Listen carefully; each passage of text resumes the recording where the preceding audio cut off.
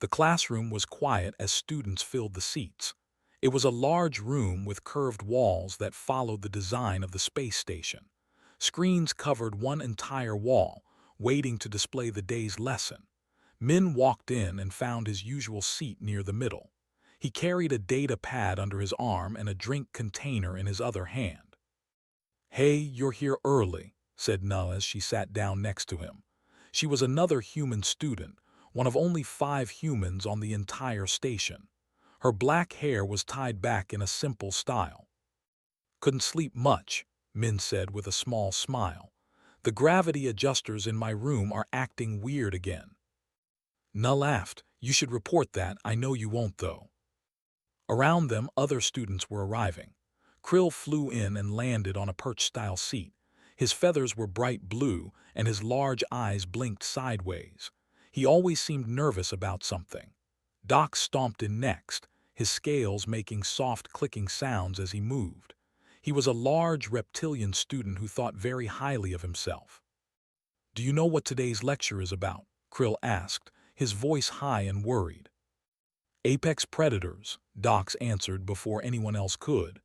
"I heard Professor talking about it last week. Should be interesting." Min and Nuh exchanged a quick look but said nothing. They had learned it was better to stay quiet during these lessons. Being human on a station full of aliens meant that sometimes staying quiet was the smart choice. The lights dimmed slightly, and Professor entered the room. He was tall and thin with 4 arms and compound eyes that seemed to see everything at once. His shell was dark green and shined under the lights. He was known across the galaxy as one of the best predator specialists alive. "Good morning, class," said, his voice clicking slightly when he spoke. "Today we continue our study of apex predators across known space." The students settled down quickly. This was everyone's favorite class, though it was also the most frightening. Learning about the galaxy's most dangerous creatures was exciting and terrifying at the same time. "We have studied predators from various worlds," the professor continued, moving to stand near the large screens. "We have examined Class 4 and Class 5 predators. We have analyzed hunting patterns, evolutionary advantages, and survival strategies." He pressed a button, and the screens came to life. An image of a world appeared, covered in purple vegetation and orange oceans. "But today," said slowly, "we move into more dangerous territory. Today, we begin our study of Death World predators." A wave of excited and nervous sounds filled the room. Krill's feathers puffed up. Doc's leaned forward with interest. Other students whispered to each other. Death worlds were rare. Out of thousands of known planets with life, only a few hundred were classified as death worlds. These were planets where everything was dangerous, where survival was a constant battle, where predators were so deadly that most species would die within hours of landing there. "We will examine predators from Class 7, Class 8, and Class 9 death worlds today," explained. "Pay close attention. Understanding these creatures helps us understand the nature of survival itself." The first video began. It showed a creature on a world with thick forests. The creature had 6 legs and moved like liquid shadow through the trees. Its teeth were visible even when its mouth was closed, rows and rows of them.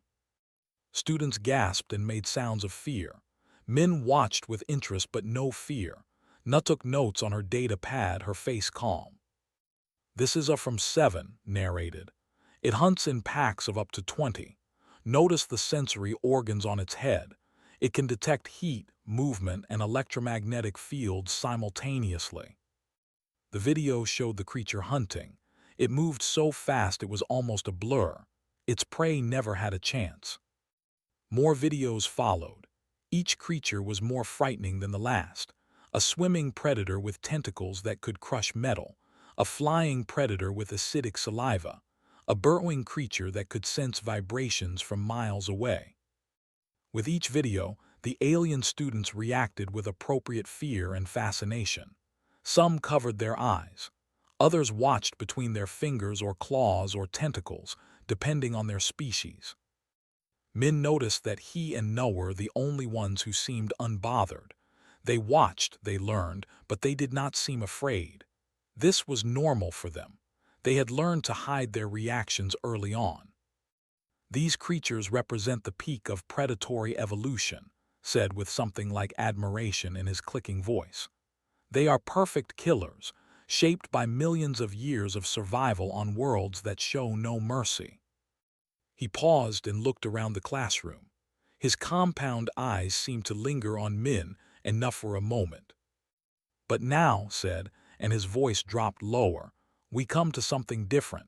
Something that few students ever study because few ever need to. We come to the most dangerous classification. The room went completely silent. Even the normal sounds of breathing and movement stopped. We will now examine predators from a Class 12 death world. Several students made sounds of shock. Krill's feathers went flat against his body in fear. Dox's eyes widened. Others shifted in their seats, suddenly uncomfortable. Class 12 death worlds were legendary. Only 3 existed in all of known space. Planets so dangerous that even thinking about them made most species uncomfortable. Worlds where everything was a predator, where danger existed in every shadow, where evolution had created killing machines beyond imagination. There are only 3 Class 12 worlds known to exist, continued. Today, we will study the predators of one of these worlds, a world that has recently joined the galactic community, a world that many of you have heard of but few truly understand. He pressed another button. The screens changed to show a blue and green planet, beautiful and inviting from space. Today, Professor said, we examine Earth. Min felt every eye in the room turn toward him and Na. The 2 humans sat quietly, their faces showing nothing. But inside, Min felt a small sense of amusement. He had a feeling he knew where this lesson was going. This was going to be interesting. The screens filled with images of Earth. Forests, oceans, mountains, deserts. All of it looked beautiful, peaceful even. But Professor's voice carried a warning tone. Do not be fooled by appearances, he said. Earth may look welcoming, but it is one of the most hostile environments in known space. The diversity of deadly creatures on this single planet exceeds the total number found on most other death worlds combined. The first video began to play. It showed tall grass moving in wind. Golden light filtered through the vegetation. Then the grass parted and a creature emerged. It was large, covered in orange and black stripes. 4 legs carried a muscular body that moved with frightening grace. Its face was flat with forward-facing eyes. When it opened its mouth, long white fangs became visible. The classroom erupted in sounds of fear. Krill let out a high-pitched chirp and actually fell off his perch. Dox pressed himself back into his seat, his scales turning a lighter color. Other students covered their eyes or turned away from the screens. This, announced, is known as a Bengal tiger. It weighs approximately 300 kilograms. Its bite force can crush bone easily. It can leap over 9 meters in a single jump. It hunts alone, yet has an exceptional success rate. The video showed the tiger hunting. It moved through water without hesitation, completely silent despite its size. The camera followed it as it stalked closer to prey. Then, in an explosion of movement, it attacked. The kill was quick and efficient. Statistics appeared on the screen. Speed, 65 kilometers per hour. Bite force, 1050 psi. Kill success rate, 5–10% of hunts. Estimated population, fewer than 3,000. And this, continued, is considered one of the less dangerous predators on Earth. The students made sounds of disbelief. How could this monster be considered less dangerous? What else was on that planet? Min watched his fellow students with interest. He had seen tigers before in zoos and documentaries. They were beautiful animals. Dangerous, yes, but beautiful. It had never occurred to him that other species would find them so terrifying. Na leaned over and whispered, Remember when we went to that zoo in Seoul? Ho wanted to pet one through the fence. Min smiled at the memory. The zookeeper was not happy about that. What are you two discussing? Dox hissed, having overheard whispers but not words. Nothing important, Min said quickly. The next video began. This one showed an ocean. The water was deep blue and seemed calm. Then a shape appeared beneath the surface. It was huge, gray, and moving fast. The creature breached the water, its mouth open wide. Rows and rows of triangular teeth filled the mouth. The body was all muscle, perfectly designed for swimming. It grabbed its prey and pulled it under in seconds. More students screamed. One alien student actually ran from the classroom. Krill was shaking so hard his feathers rustled loudly. The great white shark, said, his voice steady despite the chaos. Length up to 6 meters. Weight up to 2,000 kilograms. Bite force 18,000 newtons. This creature has existed largely unchanged for over 400 million Earth years. It is a perfect predator. The video showed more footage. The shark's dead black eyes, its powerful tail, the way it moved through water like it was nothing, the way it could detect electricity and smell blood from kilometers away. Earth's oceans are full of apex predators, the professor continued. This is merely one example. There are also creatures with tentacles that can change color and shape, creatures with venomous spines, creatures that hunt in groups and use strategy. Each new image brought new sounds of horror from the students. Min noticed that he and No were sitting calmly while everyone else seemed ready to panic. He tried to look more concerned, but it was hard. These were just animals, dangerous animals, but still just animals. The third major video began. This showed a landscape of white ice and snow. The wind looked cold and harsh. Then a creature appeared. It was massive, covered in white fur, walking on 4 legs. When it stood on its back legs, it towered over everything. No, Krill whispered. No, that cannot be real. The polar bear stated. Height when standing, 3 meters. Weight, up to 800 kilograms. Despite its size, it can run at 40 kilometers per hour. It can swim for days without rest. Its sense of smell can detect prey from 32 kilometers away. The video showed the bear hunting. It waited by a hole in ice for hours, completely still. When a seal emerged, the bear moved with shocking speed for something so large. One hit from its paw and the hunt was over. This creature lives in one of the harshest environments on Earth, explained. Temperatures that would kill most species in minutes, yet it thrives there. It has no natural predators. It fears nothing. Dox was now the same pale color as Krill. That is impossible. How does anything survive on that world? Professor's eyes seemed to focus on something only he could understand. Earth's predators are remarkable, but what you have seen so far are the large ones, the obvious ones. He paused, letting that sink in.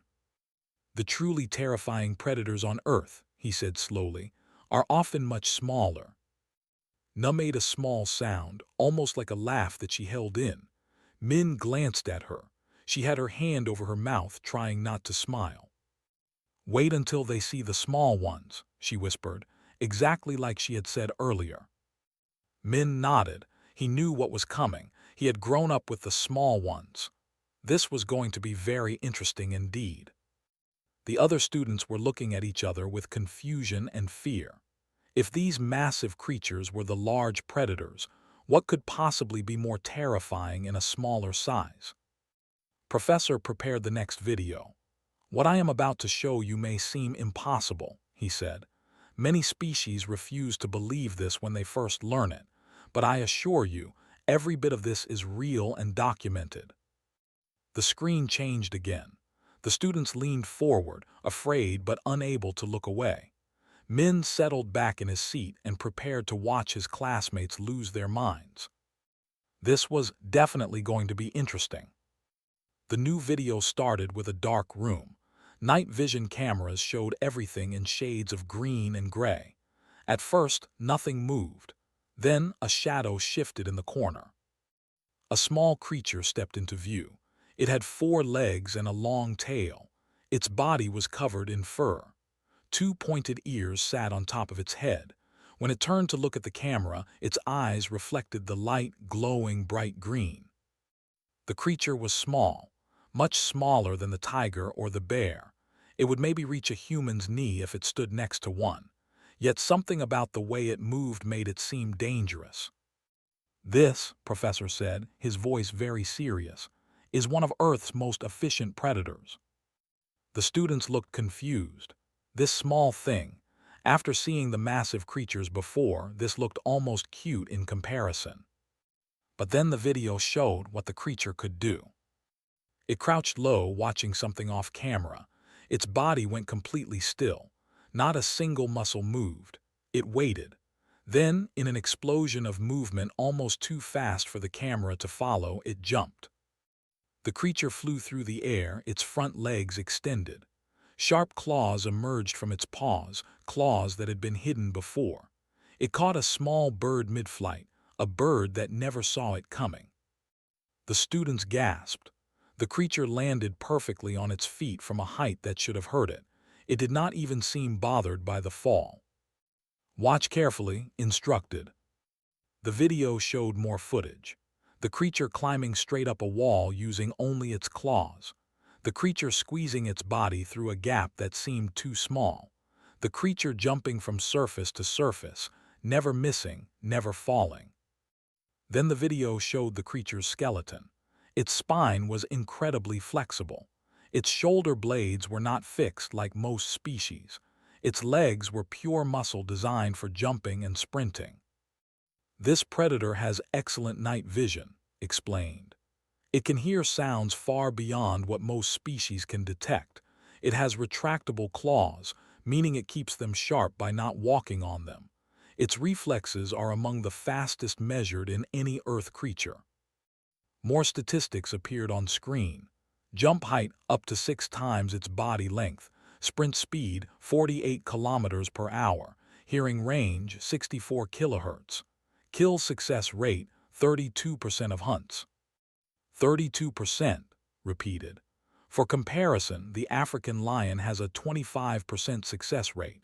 This small predator is more efficient than the so-called king of beasts. The video showed the creature hunting in different environments, in forests, in grasslands, in deserts, in snow. It adapted to every environment. It killed birds, small mammals, reptiles, fish. It was a perfect, efficient killing machine. This creature, said, is responsible for the extinction of at least 63 species on Earth. 63 entire species, wiped out by this one predator. The classroom was silent with shock and horror. 63 species, this small creature. Its hunting instinct is so strong that it will kill even when not hungry, the professor continued. It kills for practice, for play, for entertainment. More students made sounds of fear and disgust. A predator that killed for fun. That was nightmare material. And now, said, I will tell you the most unbelievable part. This creature's scientific name is, most humans know it by another name. He paused for effect. The domestic cat. The word domestic appeared on the screen in multiple languages. Confusion filled the room. Domestic, that meant kept in homes as pets. Yes, confirmed, seeing their confusion. Humans keep these apex predators as companions, in their homes, around their young. Approximately 600 million of these creatures currently live with humans on Earth. The classroom exploded. Students were shouting, making sounds of disbelief. Krill fell off his perch again. Doc stood up, his scales rattling with agitation. That's impossible, someone shouted. They live with them, another student cried. Around their children, a third added in horror. Min had been sitting quietly, watching all of this with growing amusement. He glanced at Na, who had her hand over her mouth again, clearly trying not to laugh. This was his moment. He raised his hand. Professor's eyes turned to him. Yes, Min. The room went quiet. Everyone looked at the human student. What would he say? Would he confirm this was wrong, some kind of mistake?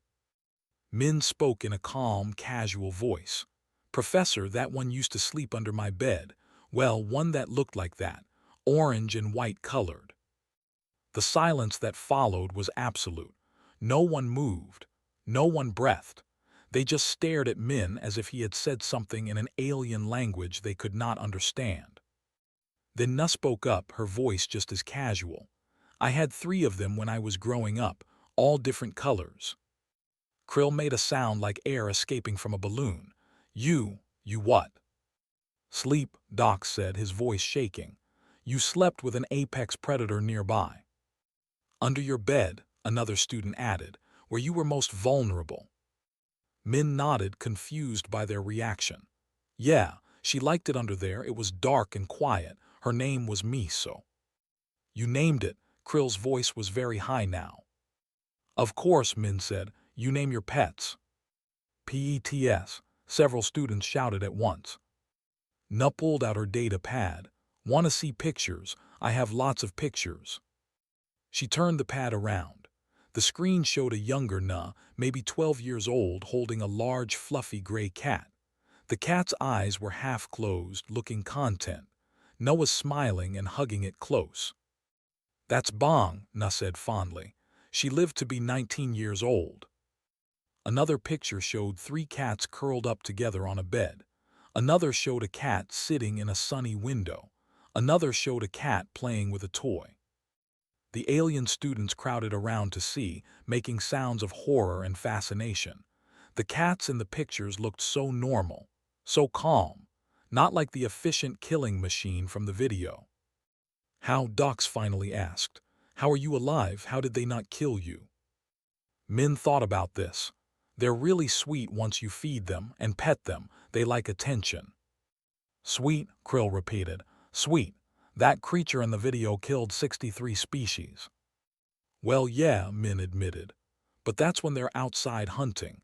Inside they mostly sleep, like a lot, maybe 16 hours a day." Professor had been watching this exchange with his compound eyes. "Min, Na, are you saying it is normal for humans to keep these predators in their homes?" "Very normal," Na confirmed. "Hundreds of millions of people do it. It's one of the most common pets on Earth." The professor's antennae twitched. This was clearly new information to him, despite all his research. "But the danger," he said. Min shrugged. "They're only dangerous to small animals. To humans, they're just cats. They're soft and warm and they purr when they're happy." "Purr?" Krill asked weakly. "It's a sound they make," Na explained. "Kind of like a vibrating rumble. It means they're content." The video was still frozen on screen, showing the cat mid-jump, claws extended.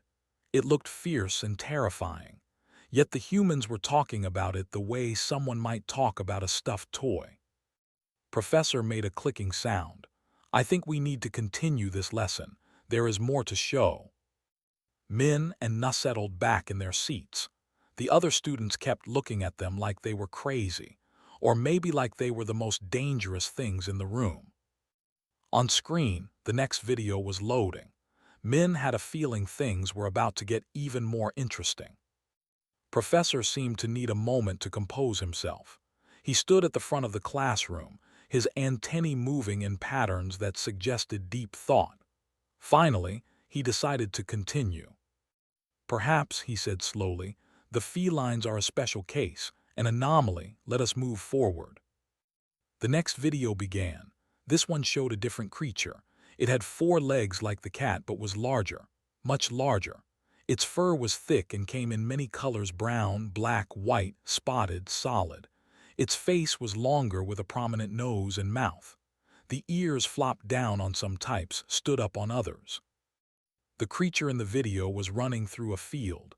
It was running fast, its tongue hanging out of its mouth. Then it stopped suddenly and pointed its nose at some bushes. Its whole body went still and focused. "This is a domestic dog," announced. "Scientific name, descended from wolves, which are pack hunters. Humans have bred these creatures for thousands of years for various purposes. The video showed different types of dogs, huge ones that looked like bears, small ones the size of a cat, medium ones with different coat patterns. All of them were called dogs but looked completely different from each other. Some were bred for hunting, the professor continued. Some for guarding, some for herding other animals, some for pulling heavy loads. Humans have shaped this species into hundreds of different forms. A new video showed a large dog chasing down prey. Its teeth were sharp and its jaws were strong. It worked together with other dogs, showing pack intelligence and strategy. The students watched with renewed horror, another predator that humans kept. Current population living with humans, stated, over 900 million. Min raised his hand again. The professor looked at him with what might have been resignation. Yes, Min. My family had a dog named Bora. She was a breed, very loyal. She used to walk me to school every morning and wait to walk me home. Walk you, Krill squeaked. It followed you outside unleashed. Well, yes, Min said. She was well trained. She protected me from other dogs that were aggressive. One time she scared away a man who was acting suspicious near me. Protected, Doc said. The predator protected you.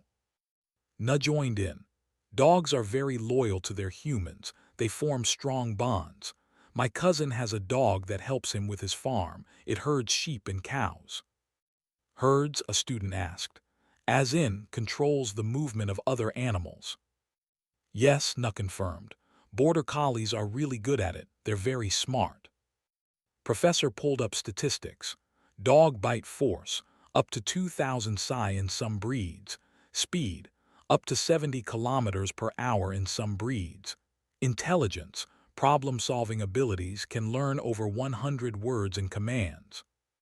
These creatures can be trained, he said. They follow orders. They work alongside humans. Some are used in rescue operations. Some help disabled humans navigate. Some detect diseases or explosives through smell alone. The class was struggling to understand. These predators worked with humans, not just lived with them but actively helped them. The next video started before anyone could process this. It showed a long, thin creature with no legs. It slithered across the ground in S-shaped curves. Its body was covered in scales. Some had patterns, some were solid colors. When one opened its mouth, fangs became visible, hollow fangs that could inject venom. No, Krill said, and this time he did not sound scared. He sounded defeated. No, please no. Reptiles, Professor said. Various species, many venomous. Some are constrictors that crush their prey. Humans keep these as well. The video showed a large snake wrapping around a prey animal. The coils tightened. The prey stopped moving. The snake began to swallow it whole, its jaw unhinging to accomplish this. Other videos showed venomous snakes, their fangs dripping with poison that could kill in minutes. Statistics appeared. Venom that could stop a heart, shut down a nervous system, dissolve tissue. The estimated number of reptiles kept as pets by humans, said, is over 13 million. This includes venomous species, though those require special permits in most regions. Min felt he should probably stay quiet this time, but Na had no such hesitation. Oh, my friend had a ball python, she said brightly. Named it Noodle. It was really calm. He'd wrap around his arm when they watched TV together. Wrap around, several students shouted at once. Yeah, they like warmth, Na explained. Humans are warm, so snakes like to curl up with them. But the constricting, Doc stammered. Noodle was fed regularly, Na said with a shrug. He had no reason to constrict anything. He was a pet. Min decided to add his own story. I had one similar, actually, about this long. He held his arms apart to show about 1.5 meters, called him Soju, had him for 6 years before I came to the academy. HAD, Krill's voice cracked. You mean there's still an apex predator in your home right now? Well, my brother is taking care of him, Min said. Soju is probably 7 years old now, very lazy snake, barely moves except to eat once a week. The classroom was in chaos now. Students were talking over each other, making sounds of disbelief and horror. Some were pointing at the humans as if they were insane. Others were backing away from Min and Na as if being human itself might be contagious. Professor had to click his mandibles together, loudly, several times to restore order. "There is more," he said once everyone was quiet. "Much more, but I think we need to discuss what we have learned." He pulled up images of all the creatures they had seen. Tigers, sharks, bears, cats, dogs, snakes, all together on one screen. "These creatures represent some of the most efficient predators on a Class 12 death world," he said. "Any one of them could kill most species in this room.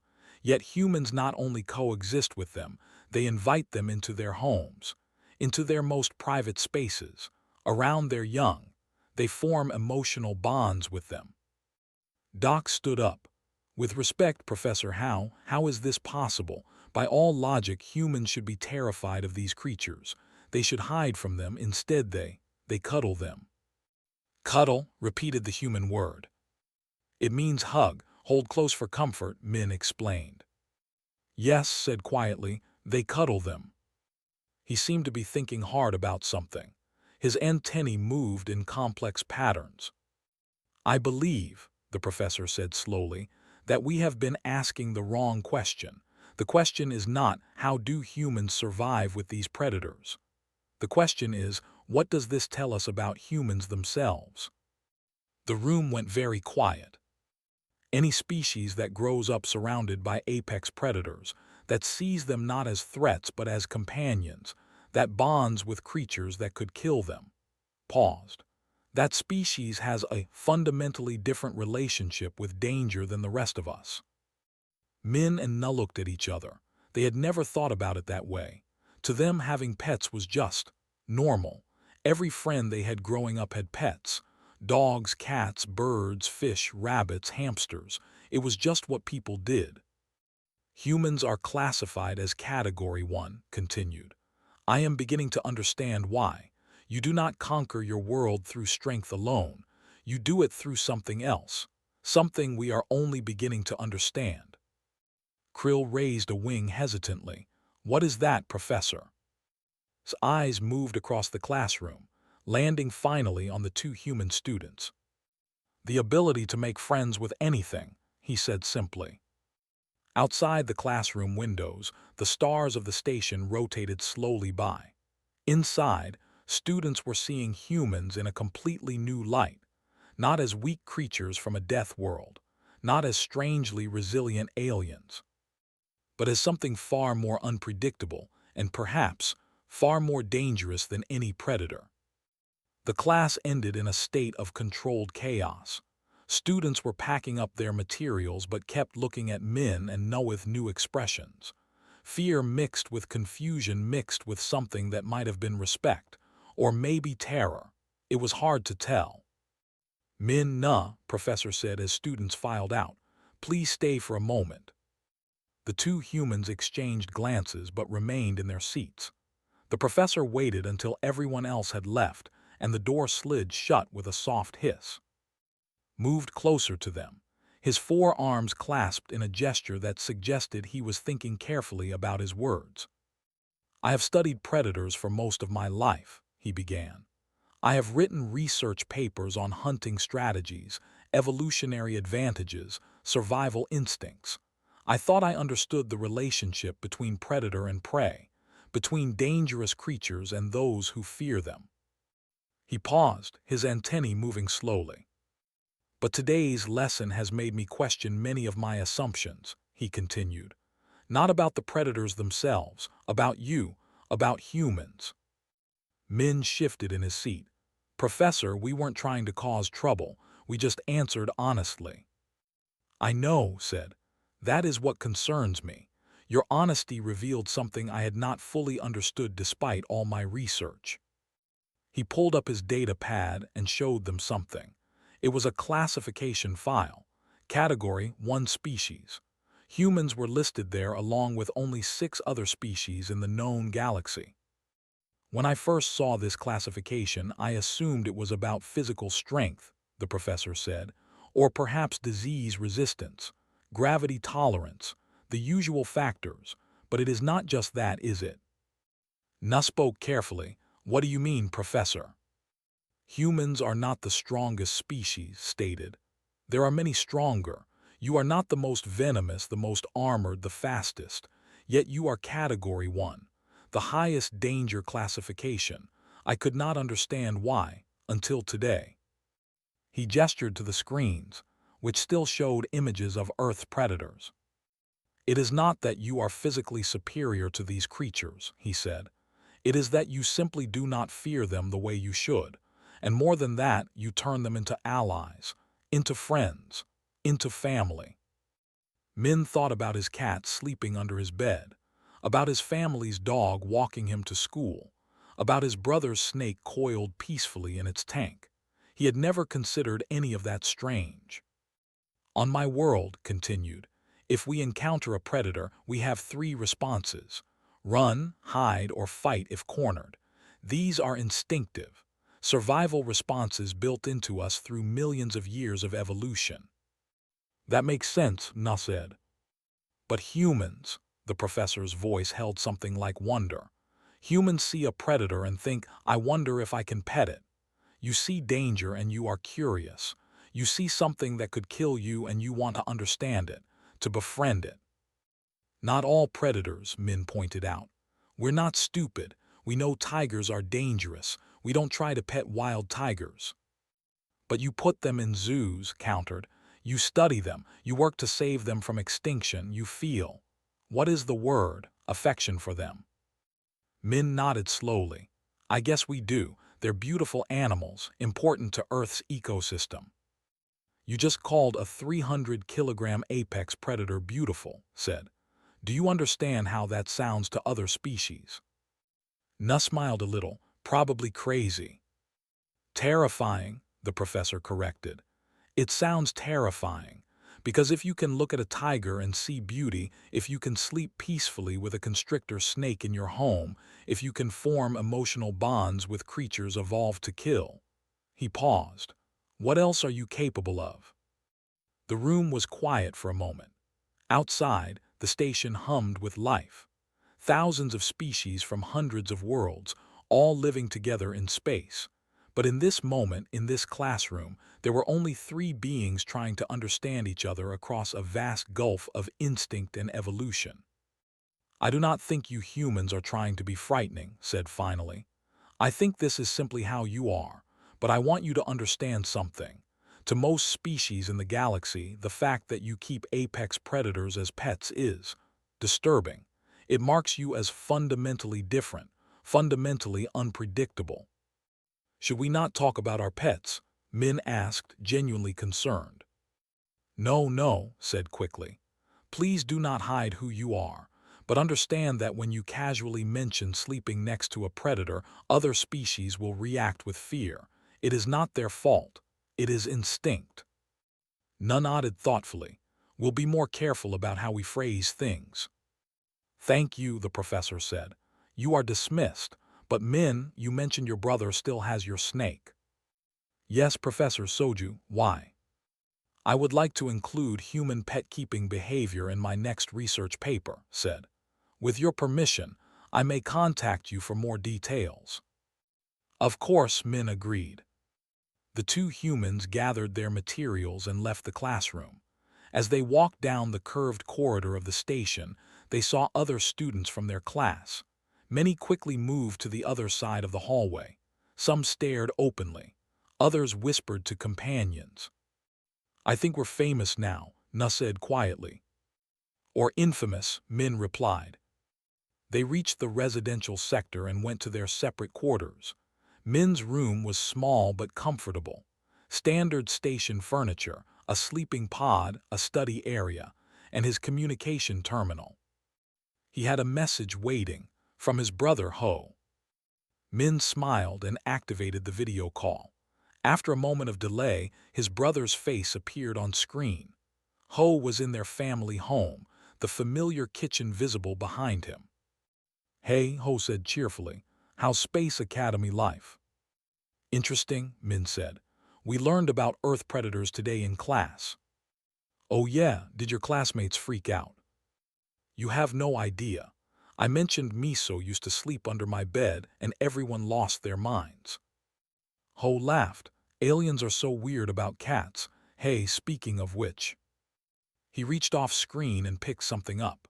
A moment later, an orange and white cat appeared in view. The cat was old, its face graying, its movements slow. But its eyes were bright and alert. "Miso," Min said with genuine happiness. The cat's ears perked up at the sound of his voice. It meowed, the sound tinny through the communication system.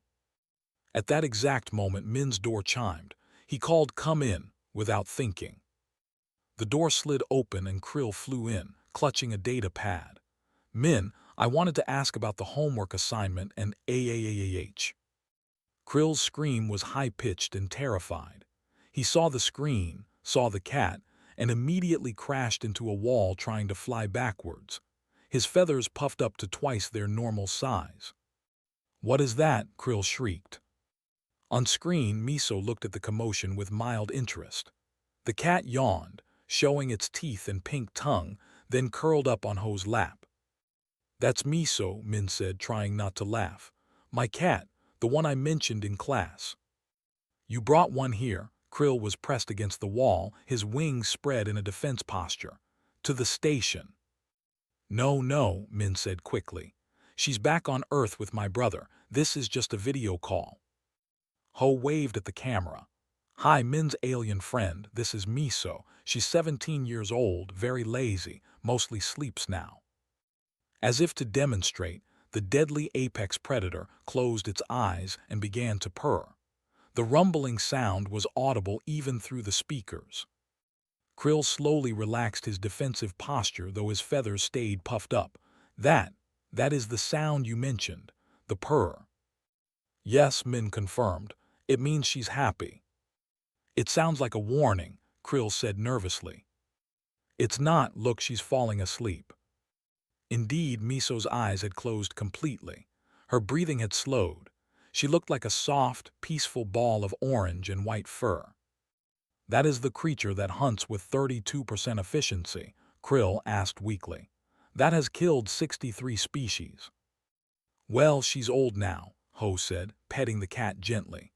"When she was younger, she used to catch birds and leave them on our doorstep as presents. We had to put a bell on her collar." "Presents?" Krill's voice cracked again. Min decided to take mercy on his roommate. "Krill, would you like to? Would you want to understand them better? Cats, I mean." Krill hesitated, his feathers slowly flattened. I do not know, they are terrifying." "She's really old and gentle now," Min offered. "Watch." On screen, Ho gently scratched behind Miso's ears. The cat's purr got louder. She pushed her head into his hand, clearly enjoying the attention. "See, she's just a pet, a friend." Krill moved slightly closer to the screen, though he stayed near the door in case he needed to escape. He watched the cat for a long moment. "It does look soft," he admitted finally. "Very soft," Ho confirmed. "Want to see something cute?" Before anyone could answer, Ho pulled out a toy, a small object on a string. He dangled it in front of Miso. The old cat's eyes opened. She watched the toy move. Then, with movements much slower than the hunting video had shown, she reached out one paw and batted at it. "She's playing," Min explained. Krill watched as the elderly cat played with the toy for a moment, before getting tired and going back to sleep. "I do not understand humans," Krill said quietly, "but perhaps I do not need to. Perhaps it is enough to know that you are different." "Want to pet her next time I go home?" Min offered. "It's actually really nice, very calming." Krill's feathers puffed up again. I will think about it, maybe from a safe distance." It was not a yes, but it was not a no either. And for a bird-like alien from a world with no major predators, it was actually quite brave. They talked for a while longer. Krill slowly relaxed enough to discuss the homework. Miso slept peacefully through the entire conversation. When the call ended and Krill left, Min sat alone in his quarters and smiled. Yes, humans were different. Yes, they kept predators as pets. Yes, they befriended creatures that should be feared. But maybe, just maybe, that was not such a terrible thing. Maybe the galaxy needed a species that looked at danger and saw potential friendship. Maybe the galaxy needed humans,